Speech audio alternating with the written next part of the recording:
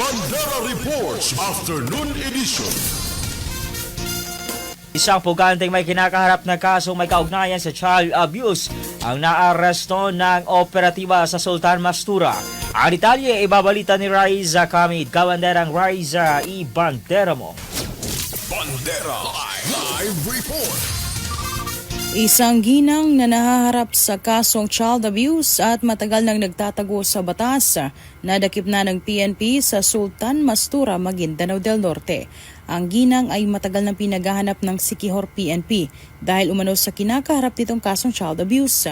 Nakatanggap umano ng tawag ang Sultan Mastura MPS mula sa Siquijor MPS tungkol sa lugar na pinagtataguan ng sospek.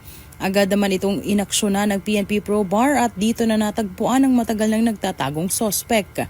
Agad naman na dinampot ng PNP ang sospek sa bisa ng warrant of arrest laban sa kasong Child Abuse, Exploitation and Discrimination Act na isinampa sa kanya taong 2016 na mayroong piyansa na 80,000 pesos.